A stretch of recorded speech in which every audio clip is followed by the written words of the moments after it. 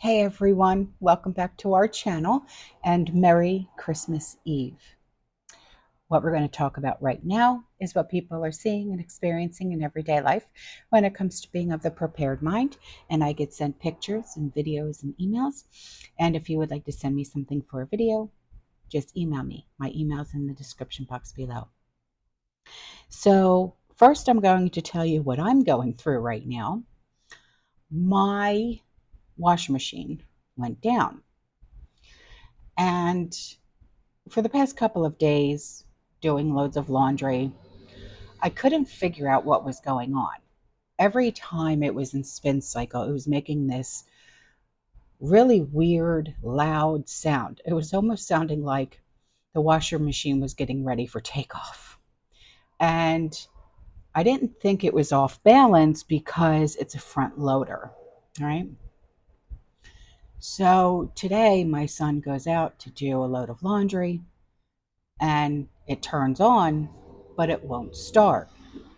So I go in and I'm looking at it and I notice that the seal is ripped.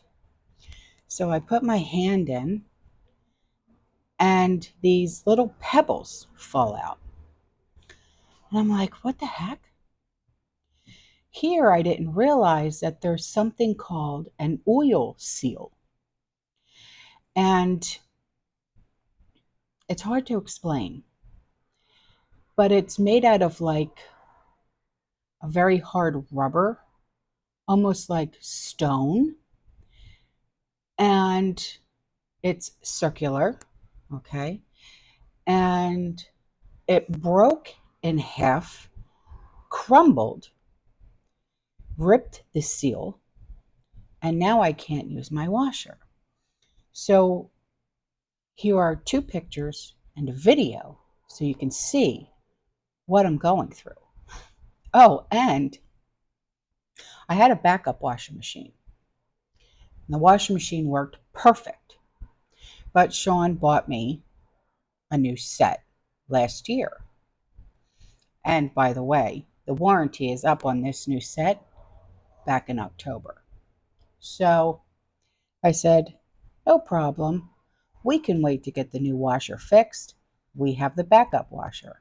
I go and plug the old washer in. Sparks flew out the back. Yeah, so here you go.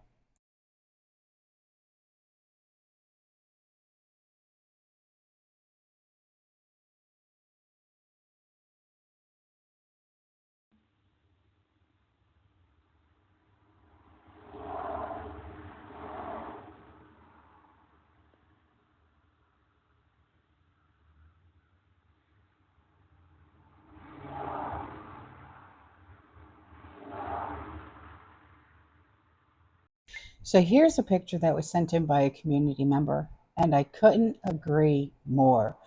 I am not walking into 2024 without reading the fine line, the fine print, and I am not signing anything. No terms, no agreements, no conditions, nothing.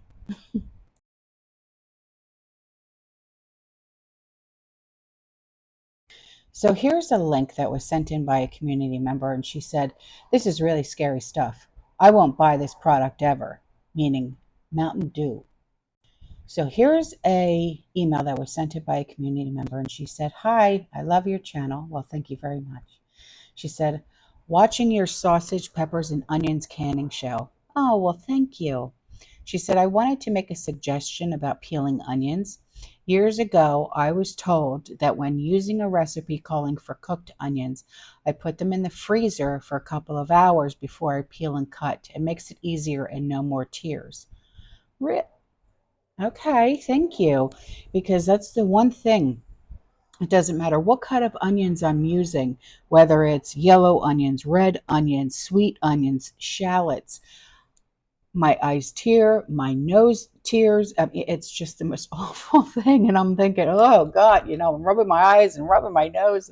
It's just awful. She said, "I just made chili and making apple butter and pasta sauce today. We'll send pictures later." Well, thank you so much. I'd really appreciate that. Yeah, I'm going to be making chili in the next I want to say, week or so. Matter of fact, I have some recipes, ready-made meals recipes written down on what I'm going to be making, and I'll be filming them. Um, Pulled pork barbecue and chili. Yeah. So that's the two canning meals in a can that I will be filming for you guys in the next week or so. Yeah. So here's something that was sent in by a community member, and she said, "This is an interesting read about salmonella in insects." Ew. What? So this is from Food Safety News. My take is that we will make you eat insects because it's healthy, but there are still health risks. They might not be safe to eat. I never thought of insects being safe to eat or even safe to be around, for crying out loud. You know what I mean?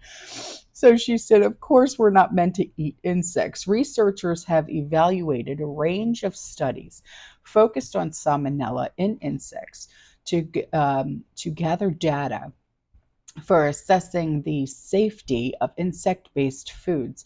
The systematic review looked at 36 studies investigating salmonella in insects. Data on the persistence of salmonella can be used or useful for further analysis by risk assessors and decision makers involved in the safety of insect-based foods, contributing to defining the sanitary requirements and risk mitigation measures along with the supply chain. You know what they're going to say is, and this is just my take on it, that because they process them in such a way, like dehydrating them to make flour out of them, that the salmonella gets cooked out of it. That's what they'll try and say. But that's just my take on it. So it goes on to say, in Europe, insect-based foods are classed as novel foods. Novel nothing. While in the United States, insects can be used as food if they have been produced for that specific purpose, following relevant rules. Yeah, rule number one, don't eat them. But few studies were conducted on insect species currently relevant for food production, such as house crickets or migratory locusts. Right on. So, traditional consumption of insects has highlighted potential allergic reactions. Yeah, if you're allergic to shellfish and is it eggs? Shellfish and something else. You can't eat them. But the scaling up of insect farms and processing plants calls for data on the behavior of foodborne pathogens in these conditions. In insect farming, the possibility of contaminations by pathogenic bacteria can occur along the production chain, especially if basic good hygiene practices are not followed. There's nothing good and hygienic about bugs. You find I'm going to stop right there. So, contaminated substrate, insufficient hygienic measures, lack of measures for preventing the entrance of undesired pests. It's all undesired, my man. So, can all cause the introduction of salmonella into insect production facilities. Absence Absence of salmonella in insects before artificial contamination was found in 24 papers. Only one study adopted farming methods similar to industrial ones. 17 studies were carried out on complete metamorphosis insects. Metamorphosis. Just that word alone, in with the word insects, it makes my eyes roll, which includes beetles, bees, and beetles, bees. I'm allergic to bees. So in North America, with 9 in Europe and 1 in South America, some studies found salmonella persisted during the metamorphosis from larva to adult. The longest salmonella persistence was reported in the black blowfly, and with pathogens survived for 29 days at 5 degrees Celsius, 41 degrees Fahrenheit. This decreased to 5 days at 20 degrees Celsius, 78.8 degrees Fahrenheit, using a high level of contamination. Salmonella was also found in the feces of a type of beetle for 28 days. Why, dude? I mean, I can't even anymore. I'm sorry, but is there a link? Yeah, it'll be in the description box below because not today. So here's something that was sent in by a community member, also with a link. Medford, Oregon, Pacific Power electric bills may go up in January. The company says it's looking to raise rates for Oregon customers by close to 13% overall. It says the increase is to cover new factors such as extreme weather and changing economic conditions. The company is also looking for additional 1.5% to cover costs related to lowering wildfire risks. If the increase are approved by the Public Utilities Commission's, customers will see their rates increased by January. Bunch of bullpucky. I am curious how much they saved with all the power outages last summer due to wildlife. Oh, that's right. I remember your emails. By the way, I have not had one power outage since summer is over. I guess wildlife got smart. Yeah, that's because it was not due to wildlife. Okay, so here's a link that was sent in by a community member, and it's how to turn your home toilet into an emergency porta potty. That's interesting. Thank you. That'll be in the description box below. And now I leave you with this video that's been deconstructed and reconstructed again. And the community member said, check this shite out. Yeah. I actually saw this for the first time last night when Sean got home from work, and he was just like, listen to this. And I was just like, what else are they going to pull? That was the first words out of my mouth. What else are they going to pull? If they're going to do this, what's next? Felons? I mean, I'm, just saying is all, from a, patriotic, law-abiding citizen standpoint over here, what's next? So, all right, guys, that's all for me. I will see you on December 26th. You guys have a great holiday.